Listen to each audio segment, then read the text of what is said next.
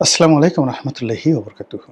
সম্মানিত দর্শক, ইরানের ধর্মীয় নেতা আয়াতুল্লাহ আলী খামেনি তার মর্মান্তিক মৃত্যু সারা পৃথিবীকে কাঁদিয়েছে, সারা পৃথিবীর মানবতাকে কাঁদিয়েছে। শুধু ইসলামপন্থী নয়, যে সকল মানুষ স্বাধীনতার স্বপ্ন দেখেন, যে সকল মানুষ একটি জাতিকে ঐক্যবদ্ধ রাখতে চান, যে সকল মানুষ লড়াই এবং সংগ্রাম করতে চান সাম্রাজ্যবাদী শক্তির বিরুদ্ধে, তাদের সকলের নিকট বিপ্লবের বিমূর্ত প্রতিক্রিয়া হিসাবে ইরানের সর্বোচ্চ ধর্মীয় নেতা আয়াতুল্লাহ আলী খামেনি যে একটা জায়গা করে নিয়েছিলেন, এই গত ১০০ বছরে জীবদ্দশায় কোনো মানুষ এই পর্যায়ে পৌঁছতে পারেননি। তার শিক্ষা, তার দীক্ষা, তার ব্যক্তিত্ব, তার মাধুর্যময়তা, তার শব্দচয়ন, তার শান্ত এবং সুষ্ঠু মূর্তি, সব মিলিয়ে তিনি ছিলেন এক অনন্য বিশ্বমানব। এই ইরান এবং ইসরায়েলের এই যুদ্ধ উপলক্ষে তিনি জাতির উদ্দেশ্যে ভাষণ দিয়েছিলেন। ভাষণের প্রতিটি শব্দ, প্রতিটি তাল, প্রতিটি লয় তিনি ফার্সি ভাষাতে দিয়েছিলেন, আর আমরা ইংরেজিতে শুনেছি। তার সেই ইংরেজি ভাষা সারা জীবন আমার কানে বাজতে থাকবে। এত সুন্দর ভাষা আমি কখনো শুনিনি। কি নেই সেখানে? ধর্ম, কর্ম, মানুষের চিন্তা চেতনা, রাজনীতি, অর্থনীতি, সমাজ, মানুষের স্বপ্ন, সব কিছু মিলিয়ে এক অনন্য একটা জাতিকে ঐক্যবদ্ধ করার যে মহাময়তা আয়াতুল্লাহ আলী খামেনি ছড়িয়ে দিয়েছিলেন তার জীবদ্দশাতে। তার মৃত্যুর পরে সবাই কেঁদেছে, আমিও কেঁদেছি। সে মানুষের জানাজা বলা হয়ে থাকে ৩ কোটি মানুষ এই জানাজাতে অংশগ্রহণ করেছে। যারা ধর্মকর্মে বিশ্বাস করেন তারা জানেন যে কিয়ামত সংগঠিত হবে, এবং কিয়ামতের যে ভূমি, এই ভূমিটিকে বলা হচ্ছে পারস্যের এই ভূমিতে কিয়ামত হবে। তো সেই কিয়ামতের একটা আলামত আমরা লক্ষ্য করলাম যে ৩ কোটি মানুষ কোন একটি জানাজাতে অংশগ্রহণ করেছে, লাইভলি, সরাসরি। আর গায়েবী সারা পৃথিবীতে কত মানুষ যে এটার সঙ্গে একাত্ম অনুভব করেছে, সেটা যদি ১০০ কোটি হয়, ২০০ কোটি হয়, ৩০০ কোটি হয়, মানে ৩০০ কোটি মুসলমান নেই, কিন্তু অন্য ধর্মের মানুষও এটা দেখেছে, একাত্মতা অনুভব করেছে এই জানাজাতে। এবং এই একটি জানাজা এবং একটি মৃত্যু পৃথিবীর কোর্স অফ অ্যাকশনকে পাল্টে দিয়েছে। পুরো আমেরিকাতে কম্পন শুরু হয়ে গেছে। সেখানে ডোনাল্ড ট্রাম্প নিজে বলেছেন যে আয়াতুল্লাহ আলী খামেনির যে জনপ্রিয়তা, তার সম্পর্কে ইরানের মানুষের যে শ্রদ্ধা, এটা তিনি ভাবতেই পারেননি, অনুভব করতে পারেননি। তো যেটি হলো যে আমেরিকার যে শ্লাঘা, আমেরিকার যে জিঘাংসা, আমেরিকার যে অহমিকা, আমেরিকার যে বোধ এবং বুদ্ধি, সব কিছুতে আয়াতুল্লাহ আলী খামেনি তার জীবন, তার মৃত্যু, তার জানাজা, সব কিছুর উপরে রীতিমতো প্রচণ্ডভাবে চাবুকের আঘাত দিয়েছে। আমেরিকা কখনো এই অপমান ভুলতে পারবে না। ভিয়েতনাম যুদ্ধে তাদের যে ঘটনা ঘটেছে, তারপর লিবিয়াতে, ইরাকে তারা যেভাবে অপমানিত হয়েছে, কিংবা ধরুন যেভাবে তারা লাঞ্ছিত এবং অপমানিত হয়েছেন আফগানিস্তানে, এই সবগুলো, মানে তাদের এই রাষ্ট্রটা সৃষ্টি হওয়ার পরে সবগুলো অপমান, সবগুলো অমর্যাদা, সবগুলো পরাজয় একত্র করলেও ইরানের কাছে তারা যে অপদস্থ হয়েছে, অপমানিত হয়েছে, তার ১% হবে না। ইরান প্রতিটি অহংকারী আমেরিকান, প্রতিটি যুদ্ধবাজ অহংকারী আমেরিকান, প্রতিটি দাঙ্গাবাজ আমেরিকান, সৈন্য থেকে শুরু করে রাজনীতিবিদ, সবার একেবারে মস্তিষ্কে যে প্রতিটি নিউরন, সেই নিউরনের মধ্যে পরাজয়ের বীজ বপন করে দিয়েছে। ফলে সময়ের তাগিদে আমেরিকা মেনে নিয়েছে, নেগোসিয়েশন করেছে, দেয়ালে পিঠ থেকে গেছে, কিন্তু তারা এই অপমান কোনোদিন ভুলবে না। এবং শেষ সময়টা পর্যন্ত তারা একেবারে পতনের সর্বশেষ পর্যায় পর্যন্ত, যেভাবে ট্রয় নগরী ধ্বংস হয়েছিল, মানে যেভাবে ইলিয়াড এবং অডিসি মহাকাব্য রচিত হয়েছিল ইরানকে নিয়ে, ঠিক এরকম ইরানের মাটিতে মহাকাব্য রচিত হবে, সেই শাহনামার মতো নতুন মহাকাব্য রচিত হবে। এবং সেই মহাকাব্যে যেভাবে রুস্তুম একজন মহাবীর, তেমনি এ যুগের সেই মহাকাব্যে আয়াতুল্লাহ আলী খামেনি নাম স্বর্ণাক্ষরে লিখিত থাকবে। আমাদের বাংলাদেশ থেকে অনায়াসে বহু মানুষ সশরীরে গিয়েছেন, আর বহু মানুষ দূর থেকে সমর্থন জানিয়েছেন এবং যাওয়ার ইরাদা বা ইয়াদ তাদের ছিল। আমাদের স্পিকার মহোদয় সেখানে গিয়েছেন। ইরানের স্পিকারের সঙ্গে তার সৌহার্দ্যপূর্ণ বৈঠক চমৎকার হয়েছে। বাংলাদেশকে উদ্দেশ্য করে তারা কোরআনের একটি বিশেষ আয়াত তেলাওয়াত করেছেন, যে তেলাওয়াতে আমাদের জুলাই যে বিপ্লব, সেই জুলাই আগস্ট বিপ্লবকে তারা সম্মান জানিয়েছেন। আমাদের সংসদের নেতৃবৃন্দ, জুলাই আগস্টের বিপ্লবী যারা আছেন, তাদের কেউ কেউ সেখানে গিয়েছেন। ইটস গুড, এটা ভালো। কিন্তু সমস্যাটা যেটা হলো সেটা হলো ইরান এবং আমেরিকার যে যুদ্ধ, সেই যুদ্ধের সময় আমরা আমাদের দায়িত্ব পালন করতে পারিনি।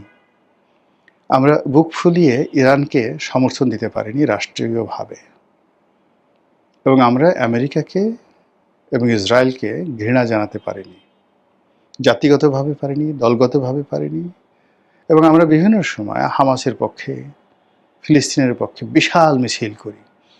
কিন্তু যে হামাস ইরান তৈরি করেছে, যে ইসরায়েলের বিরুদ্ধে ইরান যুদ্ধ করেছে, যে গাজাকে টিকিয়ে রাখার জন্য একমাত্র মুসলিম রাষ্ট্র যারা তাদের শেষ রক্তবিন্দু দিয়ে তারা লড়াই করে যাচ্ছে, সে রাষ্ট্রটির উপর যখন আমেরিকা এবং ইসরায়েলের জুলুম চরম পর্যায়ে পৌঁছে গেল, আমরা শব্দ করতে পারিনি। আর এই কারণে ইরানের অভিমান ছিল, ইরানের কষ্ট ছিল। ফলে যখন সাময়িকভাবে হরমুজ প্রণালী খুলে দেওয়া হলো, বাংলাদেশের একটা জাহাজ ওখান দিয়ে পার হচ্ছিল, সেই জাহাজটিকে ইরান আটকে রাখে, অনেক দিন পর্যন্ত ইরান আটকে রাখে। পরবর্তীতে যে কোনো কারণে এটা ছেড়ে দেয়। এখন ইরান বিজয়ী হয়েছে, আমেরিকা পরাজিত হয়েছে, আর আমরা বাঙালি সব কিছু ভুলে এখন তেহরানের দিকে ধাবিত হচ্ছি। ইরানকে ভালোবাসার চেষ্টা করছি, আয়াতুল্লাহ আলী খামেনির জানাজাতে উপস্থিত হচ্ছি। যে মানুষ জীবিত অবস্থায় হাহাকার করেছে একটু সহানুভূতির জন্য, যে মানুষ জীবিত অবস্থায় প্রাণান্ত চেষ্টা করেছে এই পৃথিবীর দিকে তাকিয়ে একটা নিঃশ্বাস নেওয়ার চেষ্টা করেছে, কে তাকে সমর্থন করে? কোন রাষ্ট্র তার দিকে বন্ধুত্বের হাত বাড়ায়, গোপনে তাকে সহযোগিতা করে? আমরা করিনি। কিন্তু এখন তার মৃত্যুর পরে আমরা সদল বলে জানাজায় হাজির হতে, মানে যাকে বলা হয় রীতিমতো তেহরান ছুটে গেছি। এটি আমরা যে দুর্বলের শক্তের ভক্ত নরমের জম, এটা এই প্রথম প্রমাণিত হলো, নাম্বার ওয়ান। আর এতে কি আলটিমেটলি আমাদের কোনো উপকার হবে? কোনো উপকার হবে না। ইরান এরকম একটা নেশন, এরকম একটা জাতি, তারা আগামীতে সুপার পাওয়ার হিসেবে আসছে। তাদের এই যে যুদ্ধবিধ্বস্ত দেশ, এই দেশটি পুনর্গঠন করার জন্য তারা আলটিমেটলি গোপনে এবং প্রকাশ্যে $300 বিলিয়ন, আমাদের টোটাল রিজার্ভ আছে এখন 37, তো তারা $300 বিলিয়ন ইতিমধ্যে আমেরিকা এবং তার মিত্রদের কাছ থেকে আদায় করার সকল ব্যবস্থা করে রেখেছে, এবং টাকা তাদেরকে দিতে হবে। এবং ইরানের যে সকল অর্থ বিভিন্ন দেশে আটকা আছে, সেই অর্থের একটা বিরাট অংশ তারা গোপন এবং প্রকাশ্যে ছাড় করে নিয়েছে। ফলে এখানে আমাদের শ্রমিকদের জন্য একটা বিরাট বাজার হতে পারত। কিন্তু আমরা তো আমেরিকা দালাল, আমরা তো আমেরিকার কাছে আমাদের দেহ মন বিক্রি করে দিয়েছি। আমেরিকার কাছে আমাদের স্বাধীনতা, সার্বভৌমত্ব কোন পর্যায়ে আছে? সেই মার্কিন চুক্তির প্রতিটি ধারা বিশ্লেষণ করলে বোঝা যায়। আমরা আমাদের শরীর কিভাবে আমেরিকার কাছে বন্ধক রেখেছি তা আমাদের জাতীয় সংসদ যে চত্বর রয়েছে সেখানে দক্ষিণ প্লাজায় বাংলাদেশের মার্কিন রাষ্ট্রদূত ব্রায়ান ক্রিস্টেনসেনের যে লেফট রাইট পদধ্বনি, তার জুতোর যে দাপট, এটা সংসদ চত্বরে যেভাবে পড়েছে, এর থেকে বোঝা যায় যে আমরা আসলে কোন পর্যায়ে আছি। এটা ইরান কখনো ক্ষমা করবে না, এটা লিখে রাখেন। কেন করবে না আমি বলি। ধরুন আমরা আলেকজান্ডারকে সবাই স্মরণ করি। আলেকজান্ডার পারস্য আক্রমণ করেছিল সম্রাট তৃতীয় দারায়ুসের জমানাতে। যে এলাকা দিয়ে আলেকজান্ডার প্রবেশ করেছিল এবং যেই সমস্ত লোকরা আলেকজান্ডারকে সহযোগিতা করেছিল তাদের ভিটেমাটিতে মানে বিরান করে দিয়েছে পারস্য জাতি, এবং এখন পর্যন্ত পারস্য জাতি আলেকজান্ডারকে ঘৃণা করে। এখন পর্যন্ত আলেকজান্ডারকে ঘৃণা করে। এই হলো একটা নেশন।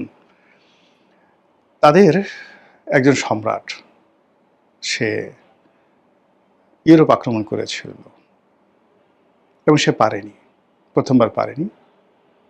তিনি ছিলেন সম্রাট দারায়ুস। তো সেই দারায়ুস যেটা পারেনি, এবং সেখানে ওই যে ম্যারাথনের যে যুদ্ধ, সেই যুদ্ধে পারস্য বাহিনী পরাজিত হয়েছিল।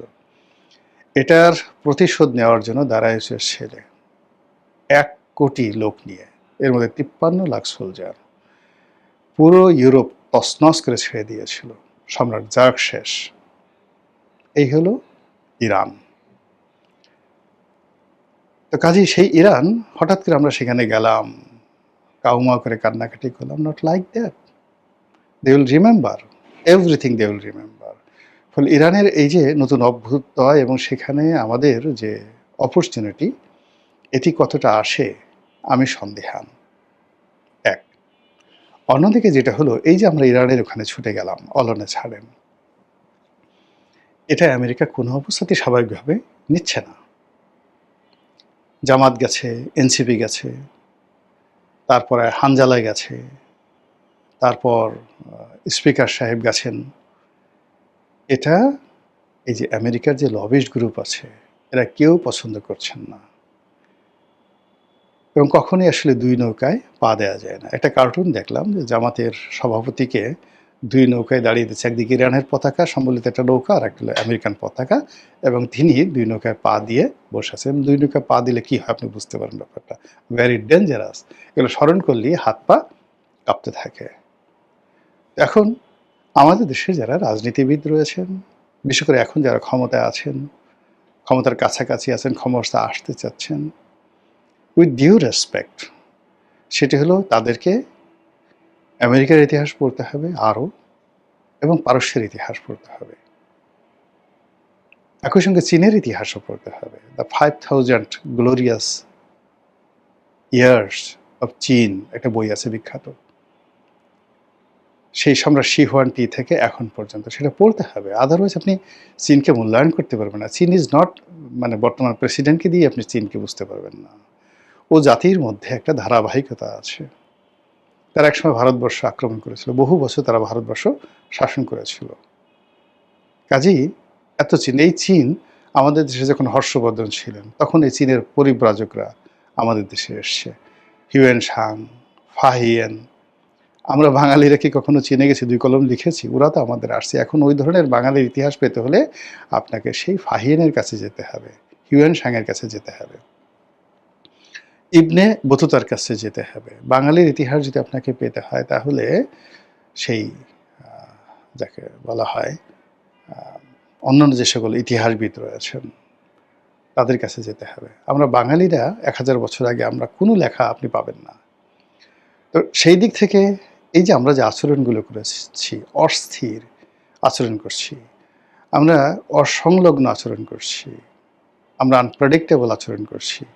ইরান যাচ্ছি, চীন যাচ্ছি, পাকিস্তান যাচ্ছি, আমেরিকা যাচ্ছি, যে আসছে তাকেই সব কিছু দিয়ে দিচ্ছি, ছেড়ে দিচ্ছি। আসেন আমার ঘরে আসেন, তুমি এসো এসো আমার ঘরে এসো, বাহিরে আর থেকো না, সংসদ খুলে দিলাম, গণভবন খুলে দেবো, দরকার হলে বঙ্গভবন খুলে দেবো, বন্ধু তুমি আমাকে ভুলে যেও না, ছেড়ে যেও না। যখন তোমার বিপদ তোমাকে চিনব না, আর যখন তোমার সুসময় সঙ্গে সঙ্গে হালান ওয়া সাহালান বলে তোমার কাছে ছুটে যাবো, আর তুমি আমার মতো বেকুব হয়ে আমাকে জড়িয়ে ধরবে। এই যে বাঙালির যে অথর্বতা, নির্জীবতা, সেই নির্জীবতা এই যে সামনের যে দিনগুলো আসছে, বৈশ্বিক যে পরিস্থিতি, জিও পলিটিক্স, আমাদের যে আঞ্চলিক রাজনীতি, সেই রাজনীতিতে এখন যারা ছড়ি ঘোরাচ্ছেন তারা সবাই দেখবেন যে নিজেদের চাবুক নিজেদের পিঠে তারা মারছেন। মহান আল্লাহ আমাদের সবাইকে হিদায়াত দান করুন এবং হেফাজত করুন। আসসালামু আলাইকুম ওয়া রাহমাতুল্লাহি ওয়া বারাকাতুহু।